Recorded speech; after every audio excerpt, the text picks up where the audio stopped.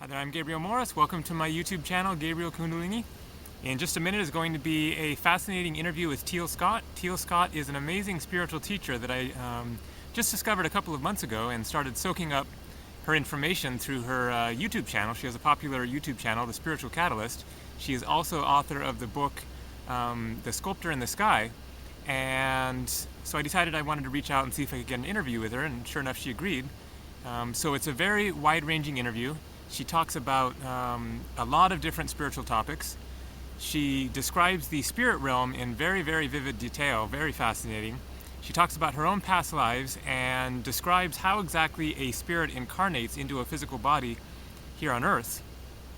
We talked about Kundalini energy, Starseeds. She talks about her travels to China, where she studied with a traditional Chinese teacher there.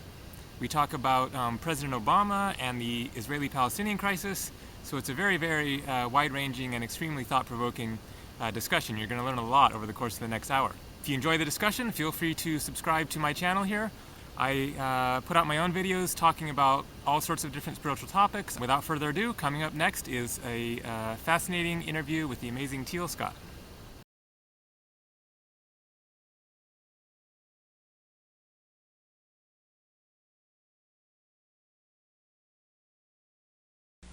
All right, so thanks a lot for being here, and I'm really excited. So I have family in Park City. Really? Yeah. And so one thing I wanted to tell you is that my brother used to live in Logan. Oh my gosh.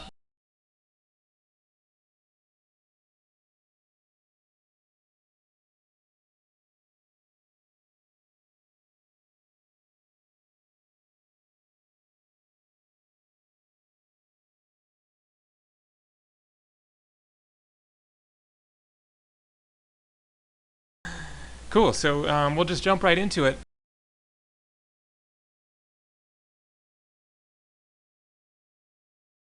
So the first thing that I just wanted to touch on a few of the sort of basics, which is that you've said that one of the underlying, foundational laws of the universe is the concept of vibrations having to match. And I was wondering if you Yes. could expand on that a little more. I mean, I kind of get the basic concept, but why is that one of the foundational, laws of the universe? And if you could expand on that a little bit more. The idea is, what if we can explore our own thoughts? And there's no better way to explore our own thoughts than having our thoughts reflected in the external reality. And so when you think a thought, that is reflected in your external reality exactly. So we call that a match. So for my external reality to reflect my thoughts, they have to match exactly. So here I've got the vibration of, let's say, thoughts that feel vibrationally like anger to me. In the physical dimension, that is a match to other things which vibrate at that same frequency, like car wrecks, like getting yelled at by your person you're renting a house from. Anything that is a vibrational match to that undercurrent, which is, we would call that an emotional undercurrent, because the emotions are basically the biophysical reflection of what our vibration is. So when you register anger towards this or that, we would consider that a vibrational sameness. So the frequency of this event and this event and this event matches. And it matches your thoughts more specifically. So if two people are experiencing the same event, it has to be a vibrational match to them. Or if two people are in each other's reality, like you and me right now, it's because we have to have some portion of our vibration which matches. So you may not be a match to seeing, let's say that I'm like having an argument here at the house with someone. You potentially, based on your thoughts about me, aren't a match to seeing that aspect of me. Which is why that's not what you see. What you see is this vibration, because it's the expectation you hold of me. Mm-hmm. So the reason we're sharing the same reality right now, I'm looking at you and you're looking at me, is because our vibrations match currently. Gotcha. Yeah, I mean, it's clearly a complex, very dynamic situation, and of course, if there's only the present moment and time is an illusion, then it isn't necessarily so easy to figure out that I had this emotion, therefore it led to that. It could be, it could be something that's difficult to identify, or something that's, buried deep within our subconscious that we're completely unaware of. Oh yes, and that's the key though with spirituality, is to figure out those subconscious buried things so they can become part of awareness. So you can have a reality where you're in a state of pre-manifestational awareness instead of post-manifestational awareness. By pre-manifestational awareness, I mean I am aware of how I'm feeling, so I'm backtracking to see what thought gave rise to that feeling, and thus what I will be a match to. And if I enjoy that, I will continue thinking this way, and if I don't enjoy that thing which I can see I am a match to, I will think a different thing. Instead of how most people live life, well, most people live their life unaware of this completely, but most people who are aware of it live their life in post-manifestational awareness, which is, oh, I got in that car wreck, now I know what I was vibrating. So what is the best way for us to communicate with our higher self? I've always thought the best way to communicate with the higher self is to get in touch with emotions. Because the emotions are basically the physical reflection of the vibration you hold, and the vibration you hold, essentially, the higher it is, the closer it is to your higher self. And usually that's the one thing which people have connection with. So I think that it's kind of like pretty useful for people to utilize the talents and the tools that they already have. So a lot of people, they aren't hearing spirit, they're not seeing spirit yet, but they are feeling it. That's what emotions are. And so if you have your emotions, it's kind of like the doorway. And you can start really paying attention to how different things make you feel. Start deliberately living your life in a way where you're going in the direction of your bliss. And then what you start to see when you start to do that is all these synchronicities popping up. And you can kind of put one foot in front of the other in line with these synchronicities, and pretty soon you're living your joy, you're living your purpose and passion. And intuition starts to speak through your emotions that way, where you just know you're not supposed to be in this place anymore, so you leave, or you just know that you're supposed to talk to this person, and you do, and when you start following the synchronicities, you start being lined up with the people, places, events, opportunities that you've been asking for. And I noticed that it doesn't take very long once we hit that point for people to start hearing like ringing in their ears, and they start experiencing kind of the byproduct of communication with things that are outside this dimension, such as the higher self. And once they get that ring in the ears, they start paying attention. Every time they get the ring in the ears, they'll start seeing signs, like maybe they're looking at the clock, and the clock's always got the same time on it, or it's always 555, 444, 1111, and it starts to make sense that there are these things that are outside of this dimension. That becomes very real to us, and when that becomes very real to us, focusing on it makes it stronger, and then pretty soon you'll hear people will begin to get messages. So it's not like we have to sit here and deliberately teach ourselves how to hear the messages from the higher self. It'll sort of come in either as actual, like auditory messages, or else it comes as a just knowing. And that is a message from the higher self. That's us communicating with the higher self. When we meet someone, we just know something about them, or we just know that we should be here or shouldn't be here. That is the best way, I would think. So it's really about intuition to a great extent. Yeah. Well, intuition is the higher self. Okay. That is what it is. So is the higher self just God, or is the higher self an individual, like our own individual spirit, but a greater aspect of it? The answer is both. So the source, which we could consider God, is a totality, more like an ocean, whereas the higher self is like a current within the ocean. So the current is ocean, but it is got a sort of a separate quality within that ocean. So you could think of the physical being as a wave within the wave, which we call the higher self, of the ocean. Make sense? Yeah, and it reminds me of a ocean analogy of my own, which I probably didn't make up myself, but I have likened our consciousness to that of an island, in that on the surface it appears to be separate, but as you go deeper down, you discover it is simply a projection of the Earth, Yes. and that we are connected to the Earth and to everything, and it is simply when we are at that surface level of consciousness that we appear to be separate, but as you go down, then you discover that you're just a projection of something much greater. Yes. What can you tell us about the spirit world? I've seen somewhere recently you were talking about how sometimes you will go into states of being in which when you come back you have to read a piece of paper that tells you I'm Teal Scott, I'm here on planet Earth, and I'm living this life, etc. Is there any way that you can conceivably put into words what you're seeing beyond the veil, as they say? Are there spirits just hovering all over the earth, looking down on humans, just tripping out on humanity? And Yes. There is more focus placed on the human race right now than anywhere else in the universe. And so to say that they're somewhere else looking at us, though, is a bit of a misunderstanding. It's more like they're an overlay.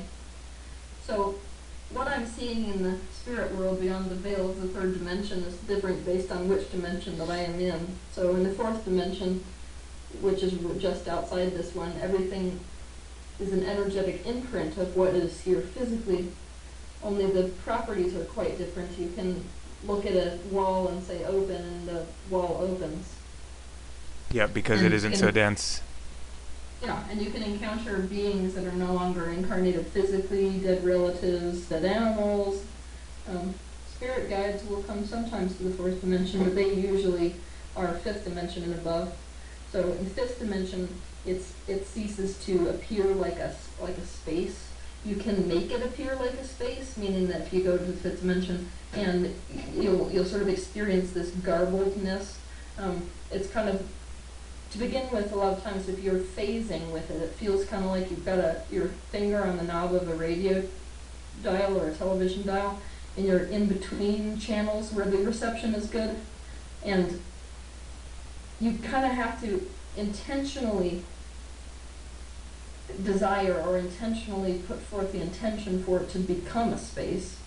And once it does that, you can experience some of the most amazing landscapes, skyscapes, non-scapes that you can imagine.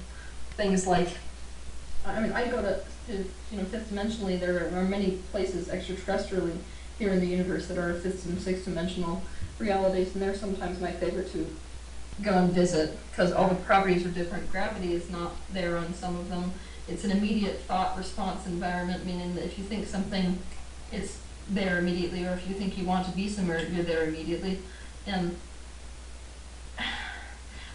so Lyra, I actually go visit Lyra quite a bit, and that's a whole constellation of multiple different planets, but on one of these planets, it's the minute you touch down, basically, you can bring with you your thoughts from this life. So let's say that when I was younger, my parents used to take me to the beach or something, and that's a positive memory for me. Yep. If I go there, I can actually, just by touching down, the environment reads what it is that I enjoy, or what it is that would be most in alignment with me coming into a space of relaxation or relief, like the next highest vibration, and it will immediately become that around you. So, you're standing there on beaches that are like crystal beaches, watching the light reflect off of waves coming in, and there's like an aurora on the edge of the water. Wow. And you can look up and see multiple planets, and it's like the atmosphere is not blue, it's light, but you're still looking at space. Awesome. That is a great description. It's very easy when people go into dreams time, it becomes easy for them to come back, and because of the continuity of this life, to remind themselves exactly where they are. And when I go out of body, I perceive being in these different lifetimes for sometimes 40 years. So these are other lifetimes that you're living simultaneously in other dimensions? Yes. And so how would you, at some point then, are you going to sort of pick up on that other life and be experiencing that life as a more predominant reality, or does that just kind of fade away? Or Potentially. It's a choice of mine. And I notice that the more that I go to one space versus another, the more activated that vibration is. So right now, this is the most activated vibration. So this is the one I continue to return to. But I notice that, like, let's say I go and I interact with this other life that I'm living somewhere else. If I do that over and over again, now that will feel almost more dominant than this one. I see. So I have to be very deliberate about where I spend my time, and I didn't used to think that it was optional for me. You know, I just go to bed and be drugged somewhere, but now I'm starting to realize that where I go when I sleep has entirely to do with what I'm thinking about before I go to sleep. Yeah. So that has to be very deliberate. It sounds like you're coming into a greater mastery of you know, balancing the third dimensional realm with these other realities. Yes, it's a life's work. Do you know if you've incarnated on Earth before in physical form? Many times. Okay. Do you have like a fair amount of awareness and memory of those lives? Oh, Wow. And are any of them, you know, figures that we might have heard of that you would feel like saying? yes. I was a Catholic cardinal in France, and that was 2 lifetimes ago, and then the lifetime right after that, the person who most people would basically know is a character called Shirdi Sai Baba. That was an incarnation of mine previously. Now, And is it's that difficult. is that Sai Baba from India? Yes. I haven't heard. So I'm familiar with Sai Baba, but I haven't heard the sheer part. But it's in India. I've been to India 5 times. I was there just a few months ago, and there's 2 Sai Babas. People might know the Sai Baba that died just recently with the big afro. Obviously, you don't mean him. No. But So the other Sai this Baba. is- Well, and I could have been participating in this one, but so this is what's difficult, because we all know, of course, Sathya is the reincarnation of Shirdi Sai Baba, but what most people don't understand is that one unit of consciousness, which we could consider Teal, can actually be a being which is fed by multiple source streams.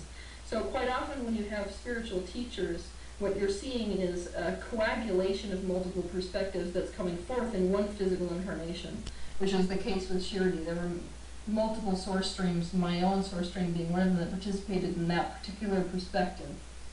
And I opted to pull out of that and then not participate in the successive physical incarnation. But there are a great many source streams that participated in the Shirdi Sai Baba perspective that then participated later in the Sathya Sai Baba incarnation.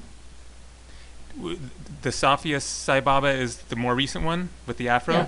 I see. Oh, okay. So it's no coincidence that they had the same name. No. Yeah. I've heard Jesus as being described in this way as well, of being, you know, sort of an agreement of sorts, of multiple Yes. consciousnesses or spirits coming together. It's the case with most ascended masters.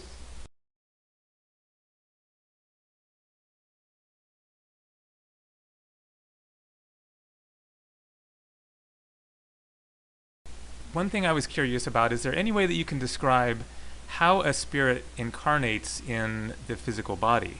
And at what point does that happen? Is it at conception, sometime towards the pregnancy, or at birth? I mean, maybe trying to, you know, delineate it out that way doesn't make sense. But and Oh, then it totally does. It does. Okay, go for it. I don't know if well, I talked a little bit about this in my video on abortion. Okay, I didn't see that one. I'd be curious to see that. Oh yeah. So basically, this is how it is. For anything to come to physical dimension, there has to be an intention set forth, a thought which is set forth. So one of these source streams, basically, which is roughly 11th dimensional perspective, will begin to focus our thought into third dimension. That just looks like focusing on it in a way that it becomes more dense and more dense and more dense. And once that is focused on long enough, basically, it will start to attract, be a law of attraction, it starts to attract all of these conditions which go into the physical life. So you get the condition of the sperm meeting the egg. So the consciousness stream must be there for that to even occur. But this is where it gets kind of tricky, because sometimes it is the mother's consciousness that is strong enough, the source stream of the mother's consciousness, which is strong enough to create that physical, I guess you could call it, cascade of events. And so sometimes what you'll see is that the mother's own source stream is what's feeding the fetus.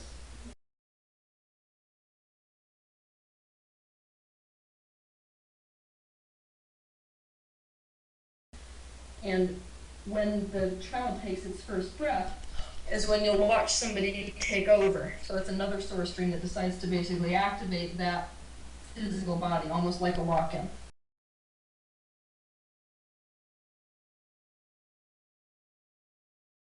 It sounds like it's sort of a matter of focus, as you say, of, you know, like yes, because focus collapses wave function. So when that first breath happens, it's kind of like, okay, I'm officially here. Yes. The other way that this comes about, though, is that the mother's desire is roughly, you know, around the child, but the source stream of the mother is not feeding it. What's feeding it is a completely separate entity.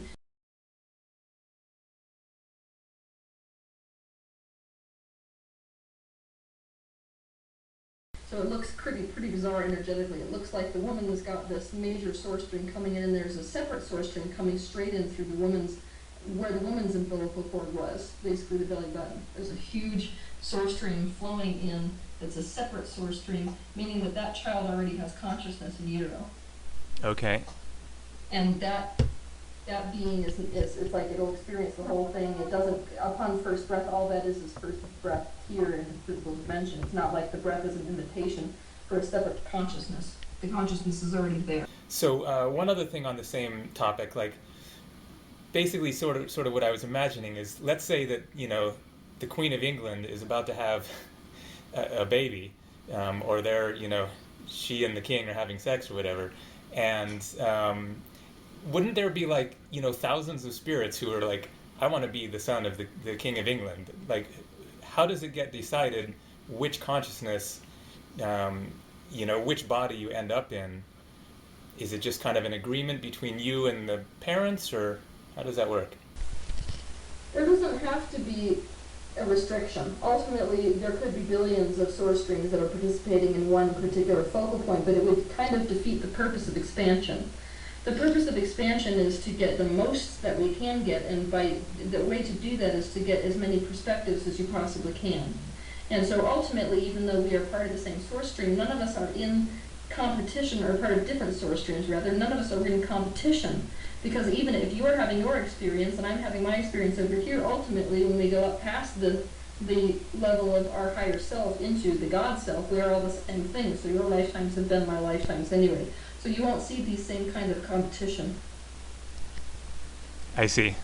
That's kind of a 3D concept, like, you know. It's a 3D concept that it would be way cooler to be a king than it would be to be someone starving to death on the streets. From a non-physical perspective, it's like, oh, both of these are the most awesome rides ever. Yeah. Yeah, I mean, they're not looking down here in our human terms of, you know, being rich or famous or whatever. It's about the experience. Oh, yeah. And so there are a great many people who are raised super wealthy and cushy lifestyles that have way less of a passion-evoking experience than people who suffer a great deal, or people who are raised in trailer parks. So yeah. What we're looking for is creation. We're looking for what kind of life is going to create the most amount of desire. And through that desire, we can line up with it and take physical action to line up with that desire. And that's the sweet experience that all of us are looking for. So most of us choose our lives by virtue of what would create the most desire and thus the most expansion. And the answer from non-physical perspective is much different than it would be if you asked a physical human. Yep. My life has definitely been one of seeking out, you know, intense experiences. I've been a traveler for 24 years now, since I went to Europe when I was 18, and I've, you know, lived on the beaches of Hawaii for months. I've hitchhiked all around the United States. I've spent, you know, many a night sleeping on the side of the road, yeah. So I've definitely been one seeking out, you know, these powerful sorts of experiences. I just remembered that I saw in one of your interviews that you were in China. Yes. So how did that come about? How did you end up going over there? This must have been shortly after you know, gained your freedom. No, it was before. Oh, really? Wow. Oh, I know. Okay, so what happened is that my mother got so fed up with what they were doing with me in the Western medical community being that they were just throwing pills at me, and some of those pills made me so violently ill that they made my stomach bleed, and I'd be sitting there in a fetal position on the floor for weeks at a time sometimes, and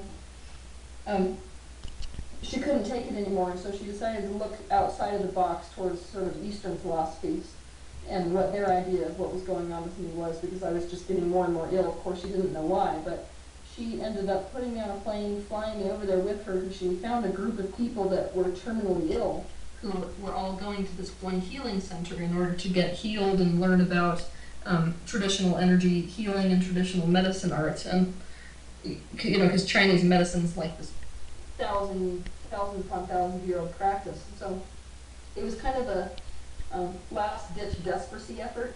My mother wrote them and said, look, my daughter doesn't have cancer or anything like everyone else on this trip, but she's tried to commit suicide 3 times, so I'm desperate. And they went, that's for sure terminal illness, so come over.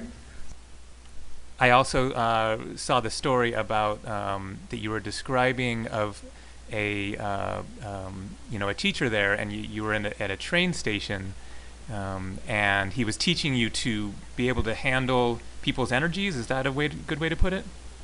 Yes. Do you want to describe how? So this would be one of the traditional Chinese. Was he giving you medicine or whatever? But then he also had a spiritual aspect.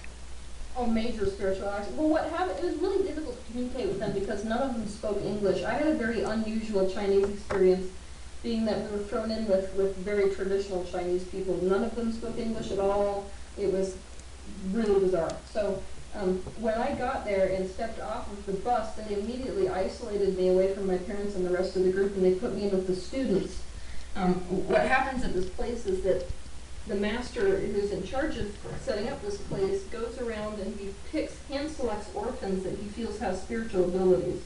And then he brings them to the center and raises them in disciplines. So he'll raise one to be a Taoist priest based on the way that he feels, that's their thing to be doing. He'll raise people as martial artists, raise people as traditional energy healers, as doctors, anything that he decides is in alignment with their particular vibration. So he isolated me immediately, obviously, given my whole childhood stuff. He pegged me as somebody who had those abilities, which is why he wanted me around the students. But he could tell basically that living in a Western world that none of us had any idea how to deal with that, which is true, because up to that point my parents were like, I don't know what to do with this kid, and everyone's like, it's mental illness, she's got synesthesia. Yeah. So when I stepped off the bus and they saw that, they immediately started training me over there with how to deal with some of the stuff I was perceiving, because they could tell that part of my issue was that I was getting really overwhelmed by the information coming in. Yep. Like, for example, I'd wear hoods all the time. I mean, I literally went through a phase where I could not take it off. I had to wear sweatshirts with hoods constantly just because it felt like that was filtering some information. Yeah. And so he's like, all right, this kid's having a major issue dealing with all the energetic stuff that they're seeing because of the overlapping reality, so we're going to teach her how to deal with it. And it was the first time anybody had tried to help me do that. Up to that point, it was just me coping with it and trying to listen to my guides as best I could about what to do. It's a lot different than having a physical mentor. Yeah. That must have been a really important turning point in your life, just to make that connection with the physical realm of getting that kind of insight. Oh my, it was so huge.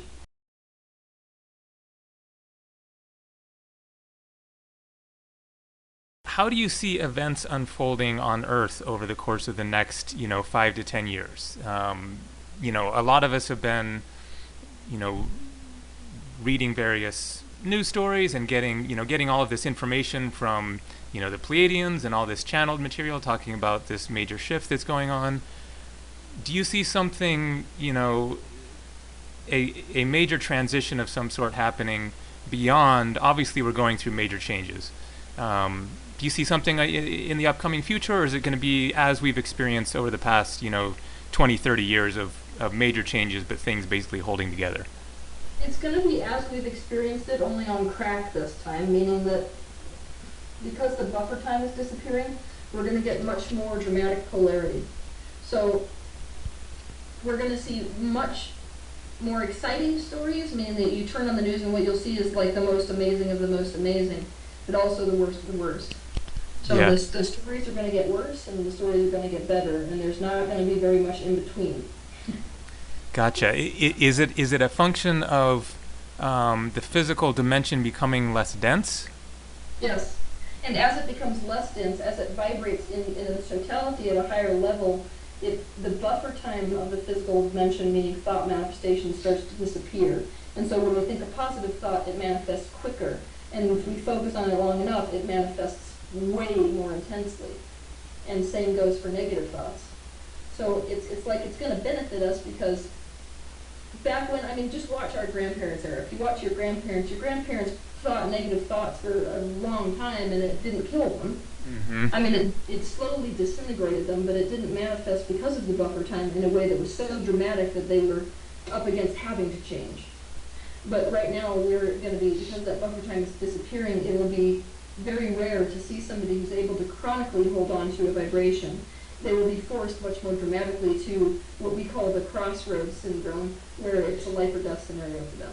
If they're focusing negatively, they're going to be up against a reflection so large they can no longer deny the reality of it, and then they'll find alignment because of it. Same goes for positive things. Yeah. It sounds almost as if third dimensional reality is being slowly drawn out of density, basically, that it's kind of being drawn back into a less dense state? Yes, exactly. And so what will happen is it's not going to disappear completely, but instead it will be more of an option. So it can be more of a choice to be physically manifested, as we would choose to do if we were, say, making love to someone that we want to express ourselves physically to. Mm-hmm. Which is how it is on many other, dimensional levels in civilizations that have been third dimensional and have raised their frequency to have access, where the totality of people spend the majority of their time in sixth dimensional, seventh dimensional awareness. Then fifth, fourth, third dimension becomes an optional state of being. Okay, so we're accessing these other realms and moving into them more. Yes. Cool. And that's what we're going to see. This is where it gets fun, because you get to see the sort of glitches in the matrix, I call them. I've definitely been experiencing it myself, more as well. Of the separation, falling away more, and just kind of getting drawn into these other realities and memories, and having greater synchronicities and stuff like this. All of that is a function of all of our totality, vibration of us and Earth itself raising. Yeah. So we will live in a much more spiritual reality, where it's, kind of like when synchronicities get to the point where you're just almost laughing at it. Yeah. It'll get like that even for the most dense of people. Yeah. Because you're not going to be able to avoid it, because it's just permeating the whole Earth. Yeah, and when the Earth changes vibrations, if you want to stay a match to the Earth, you have to raise your frequency. Yeah. So yep. This is sort of like prodding people into their own expansion, for sure. Yeah. Otherwise, it's time to move on to somewhere else where these, denser lessons can still be played out. Yes, and so the good story in there is that this is fabulous once we reach that state. The sort of negative story is what it takes for most people to be prodded into that is pain. Yep. So you're going to be watching a great many people who are manifesting very quickly, situations which are unimaginable to many of us. But yep. We've already seen what comes out of that. I mean, we continually make an enemy of suffering, and yet all the beings which we revere come out of situations like that for that reason, because it blows you wide open, as pain always does.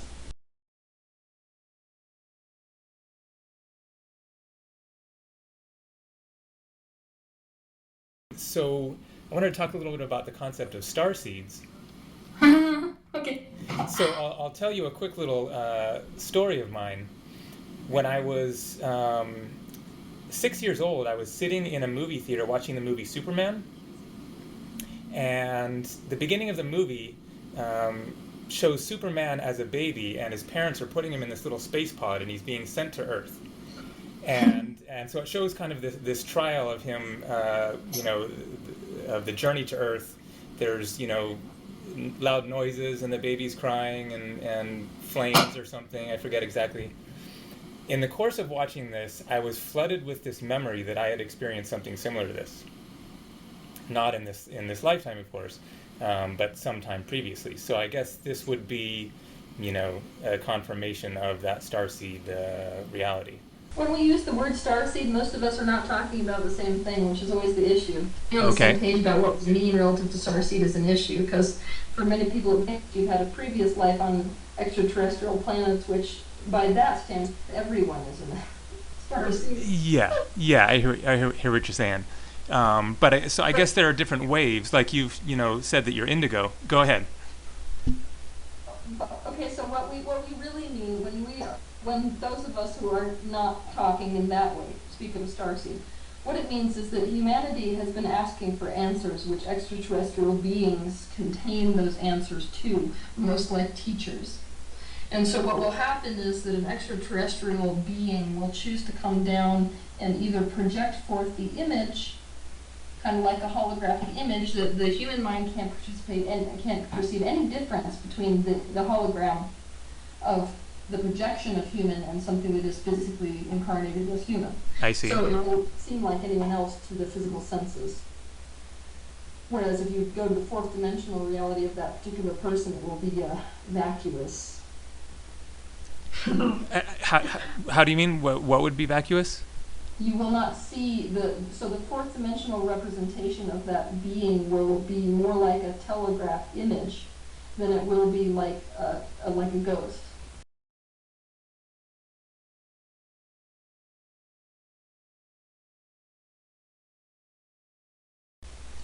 And then the further you trace back, you'll see this forking, where suddenly you're standing not in front of your friend, but you're standing in front of an extraterrestrial being. Okay. So it's that the extraterrestrial has chosen to come down, project forth the image of a physical human body, or else directly feed their consciousness so as to create an actual physical being in utero, but that the consciousness of the extraterrestrial being is still feeding through to the physical human perspective. So you remember how I told you about multiple consciousness streams? Yep. When we say starseed, what we mean is that there's a consciousness stream that is feeding the perspective of the physical human, which is extraterrestrial in nature. Okay, so that. Yours is plebeian. What's that? And yours is plebeian. I was. That was going to be one of my questions, and I'm not at all surprised to hear that. Thank you. Yes. Very cool. I've read a lot of the Pleiadian material and definitely have felt a resonance there for sure. As if we need to read it to know it. What's that? I'm teasing you a bit. I said as if we need to read it to know it. All of this stuff you're already encoded with and you're intended to teach, obviously, which is why I used the aforementioned scenario. Yep. Awesome. Very cool. So, would you believe that we were colleagues? That we're colleagues? Absolutely. Do you want to expand on that in any further sense? Okay. Well, before we came into this physical dimension, both of us worked for the same organization. The only way to describe this particular organization is by saying that it's almost like a human's version of Greenpeace. So the Greenpeace organization, let's say that they take an interest in saving whales, Yeah. There will be many people from the human race that are there trying to save this other species, or come in as sort of the answer to the asking of the whales. And that's how this has worked. We work for an organization that is oriented towards enabling expansion wherever that is occurring within the universe, in accordance with our understanding of oneness. The same way that many humans are in alignment with peace. So you could consider us activists of sort from other places who come here in answer to the asking of species that are struggling in their desire to align with their own expansion. So you were an idea projected forth from an extraterrestrial life form in this life, which is why I was laughing. The memory of being put in a spacecraft is... I see. Not from another life. Not from another life. No. So, okay. It's a combination of knowing. It's a combination of the memory of having been on many sophisticated spacecrafts, because the Pleiadians are very known for their spacecrafts. The combination of that memory coupled with the memory that you came here specifically for that reason, to the human race. And that did not happen via spaceship, but it happened via projection through the dimensions. Gotcha. So you mean this could have occurred? I could have actually experienced this as a baby. Did. Yeah. Okay. Gotcha.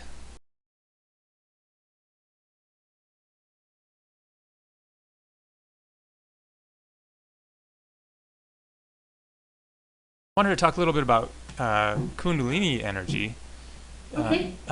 So my Facebook profile and my YouTube channel is Gabriel Kundalini, and I had a very powerful and overwhelming Kundalini awakening experience in 1994 when I was 22 years old, and could that be considered a walk-in experience? Yes. Okay. Because, my experience of it is that it brought in a much greater consciousness, a much more intense experience of consciousness. That could definitely be the point of invitation, as they call it, yes. I see. In fact, that's quite common with soul braids. You're not a soul braid, though. Okay, I haven't heard that term. What's a soul braid? It's where the current conscious, so let's say that your physical body is being fed by a source stream directly from source. So we're not forking to an extraterrestrial being first. We're just coming straight from non-physical energy into physical human reality. Okay. And what will happen is a second one that is an extraterrestrial consciousness will come down and braid with the first. So a person is sort of like this it looks like a spinning energy, which is why we call it a braid. Is that the two soul streams are wrapped around one another, one that is coming from source energy to physical human, one that's coming from source to extraterrestrial to physical human. Make sense? More or less. I'll probably end up watching this video afterwards and picking up on some things that I'm not picking up on at the moment. So that's common with the soul braid. Quite often when people have major awakenings, it can be an invitation for separate beings to participate in the perspective. And thus you'll start to realize everything's different to you, your perspective is different, you feel like a different person, and you'll sort of go through a period of feeling like you don't know which person is talking to whom, and like you're two different people or three different people. Mm-hmm. So, Yep.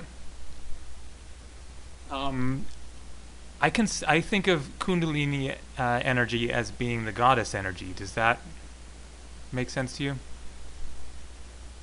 Or is that limiting it too much? I think it's limiting. How would you describe it? Kundalini is beyond gender. It is vital life force energy here. And I would consider it more the unification. So as people come more into alignment with Kundalini, they'll come more into alignment with the non-genderness of their being. They'll come into alignment with the essence of who they truly are as spirit bodies. That kind of feeds into another question that I had, which is that you've said that energy doesn't have gender. Yes. But isn't our physical bodies manifestations of masculine and feminine? I mean, aren't there masculine and feminine energies? Yes, but that's a thought. So when energy condenses to thought, now we have masculine and feminine energies. So that's present before, of course, a physical female develops or a physical male develops. But when we say energy, here's the thing of the semantics again. Yeah. When we say energy, I mean the previous to all of this. The energy which is just potential energy. Quantum fields. Yeah, okay, I see. That hasn't been delineated into masculine and Yes. feminine. Yes, gotcha. But there are a great many delineations from this unity which could be considered male or female, and we would not call those energy, whereas they are not physically manifested. Makes sense? So even though it's not physically manifested, it doesn't make it just energy. And to most people it does. To most people there's either matter or there's energy and there's nothing in between. Yeah. But there are many things in between. Yeah. And matter is just energy anyways. Yes. Yeah. Oh, yeah, we're in circles again. Yeah. I love this about spirituality and it bugs me at the same time. The attempts to describe it, you mean? It's our own tale. So is the current phase of history basically the second coming of Christ? Yes. Okay. And it's a And mass. then the desire, because this is what happens. You've got this powerful being which comes in at the exact time, in accordance with human asking, to deliver new information which would bring people into the new wave of consciousness. And after that, we went into kind of another spiral where a lot of that truth was lost, and now there's so much curiosity focused towards that one being and towards what the truth actually was, because it was at a time where nothing was recorded. Mm-hmm. And when it was recorded badly and through other people's mouths. And so there has been a large desire in the human race, because of the focus on Christianity, because of the Abrahamic religions, of course. And there are so many people incarnated that are part of the Abrahamic religions that it has been a desire for many years, especially by virtue of the wars we've been having for that sort of original truth. What did he really say to basically come back? Gotcha. And so multiple people on Earth are in the process of manifesting Christ consciousness, basically. Oh, yes. Yeah. It's sort of like this one being saying, okay, fine, I'm going to come back hundreds of people strong and see if you hear me this time. I'm curious, what are your thoughts on Obama? If you feel like delving into politics. I love politics. Okay. I try really hard to steer clear of politics because I'm such a... Yeah, okay. Here's my 411 on Obama. You've got somebody who has been... Talk about in response to human asking. You've got somebody who has come here in order to stretch people into a new form of consciousness. The issue is like I said, we're going to have this polarization. So what you're seeing basically is this person who's got all this passion and doesn't know half of what goes on behind the scenes there until the day he gets inaugurated. Then you have everyone threatening his family, threatening all this other stuff, and now he's caught between a rock and a hard place in terms of who's really in charge versus me thinking I'm in charge. Presidents find out really quickly when they get into office that they're just a figure jockey for the people that actually rule, and in this case that's big corporations. Yeah. So this man has been pushed this way and that, and in essence he's a figure jockey which is pushed back more so than most and is basically losing his vital force because of it. I see. So you see him as a positive force, but he's just unable to enact what he would like to enact. Yes, he's got a stalemate between his own fears, which is basically most of his own fears involve losing his direct family. Gotcha. They're pushing his buttons, and his expansion is basically choosing his own fears or choosing his vision. Wow. David Wilcock has suggested that as well. He's watching his energy is interesting because it's like he's caught behind between a rock and a hard place no matter what he's doing. And Gotcha. what you're watching in terms of the energy around him, it's almost like watching an animal in the ocean kind of struggle for death, and there's like a row of sharks watching. Uh-huh. And so you can see them sometimes when you watch him talking, you can see them watching him, and their energy towards him is very like, are you going to say it?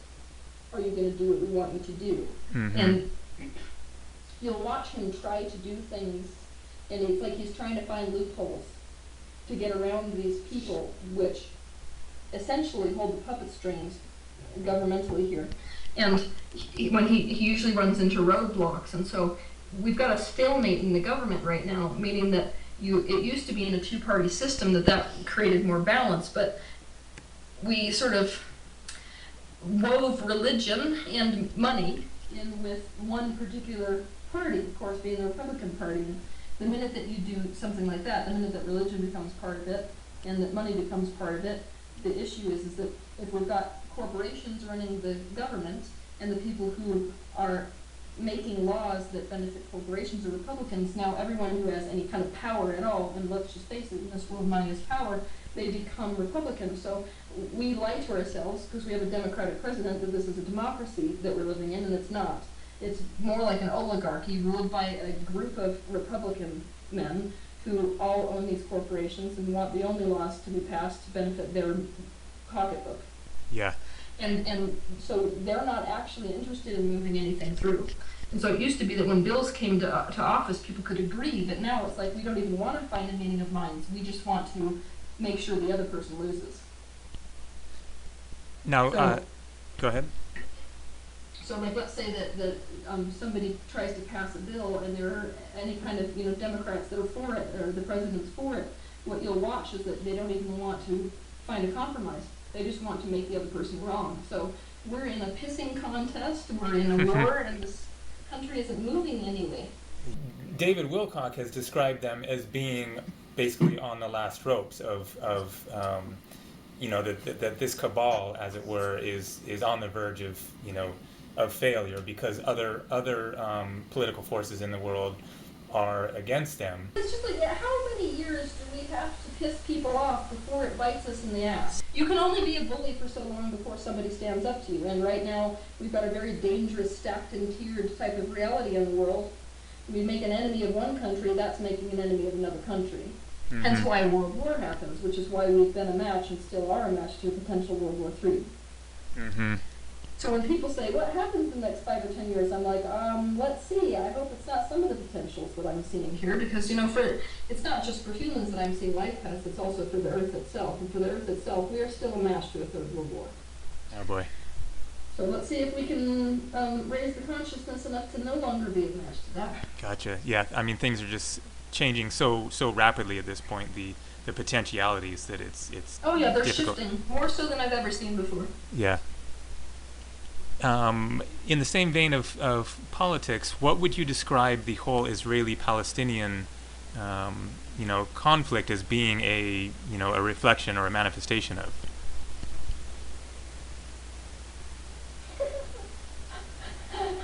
The human war over power, that's it. Yeah. It's the same issue that has been an issue since the invention of planet Earth. It's not just our species. When there's a quest for hierarchy, where there's a quest for vertical reality, meaning one being on top of another being, suddenly we want control of anything that matters to us. Mm-hmm. And when we've got one religious holy site that two people want, it's going to be a war for as long as it's a war until they decide, oh, guess what, we're actually the same person, maybe we can all come here at the same time. Mm-hmm. It's tough it's to... a failure to recognize oneness. Yeah. But should we have been involved at any point? In that region of the world, you mean?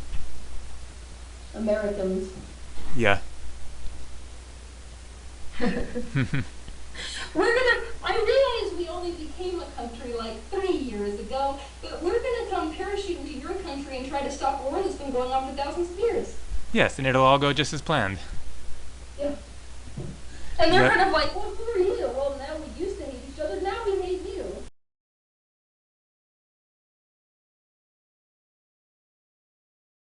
Well, this has been really cool. I'm just so overjoyed and honored to have your presence. Me too. Talk to you. I'll see you later. Thanks a lot, Teal. Take care. Bye. Bye-bye.